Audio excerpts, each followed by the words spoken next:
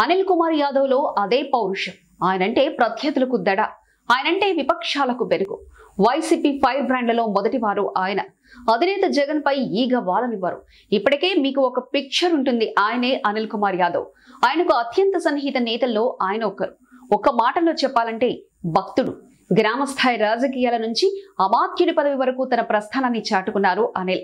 1980 మార్చి 23న పోలుబోయిన తిరుపాలయ్య శైలమ్మ దంపతులకు ఆయన జన్మించారు. అనిల్ తాతయ్య గ్రామస్థాయి రాజకీయాల్లో ఉండేవారు.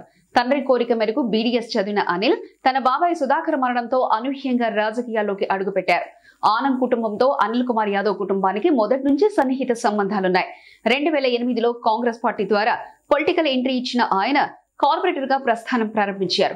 2009 అసెంబ్లీ ఎన్నికల్లో నెల్లూరు సిటీ నియోజకవర్గం నుంచి పోటీ చేసిన అనిల్ ప్రజారాజ్యం పార్టీ అభ్యర్థి ముంగమూరు శ్రీధర కృష్ణారెడ్డి చేతిలో కేవలం 90 ఓట్ల తేడాతో ఓడిపోయారు. ఎన్నికల్లో ఓడినా ఆయన నిత్యం రాజకీయాల్లో ఉన్నారు. రాజశేఖర రెడ్డి మరణం తర్వాత జగన్ తో కలిసి రాజకీయ ప్రయాణం మొదలుపెట్టిన అనిల్ కుమార్ యాదవ్ 2011లో వైఎస్ఆర్సీపీలో చేరారు.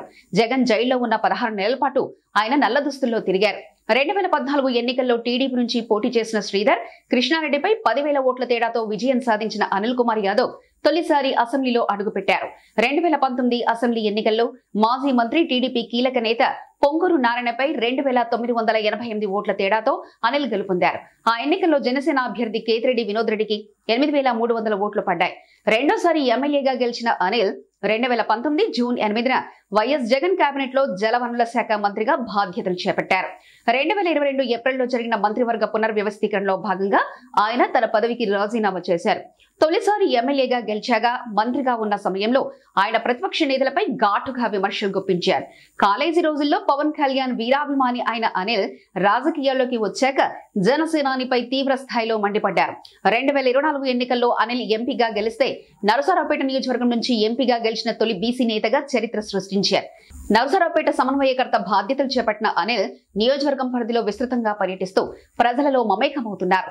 మీ పౌరుషానికి ఎక్కడా తీసిపోను, మీ పౌరుషానికి ఎక్కడా భంగం కలగవనివ్వను, మీ పౌరుషాన్ని పెంచేవాడినే కానీ తుంచేవాడిని కాదు అంటూ పల్నాడు ప్రజలను ఉద్దేశించి అనిల్ కుమార్ యాదవ్ వ్యాఖ్యానించారు.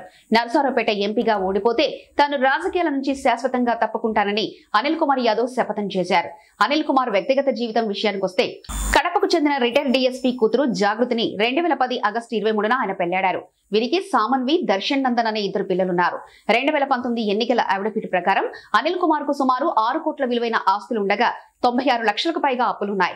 ప్రస్తుతం అనిల్ కుమార్ యాదవ్ ప్రచారంలో దూసుకుపోతున్నారు. నరసాపురం పార్లమెంటు స్థానం పరిధిలో 7 అసెంబ్లీ స్థానాల అభ్యర్థులతో సమన్వయంతో ముందుకు సాగుతున్నారు. ముందుగా యువత అనిల్ ప్రసంగాలకు ఫిదా అవుతున్నారు. ఆయన మాటలకు ఆకర్షితులవుతున్నారు.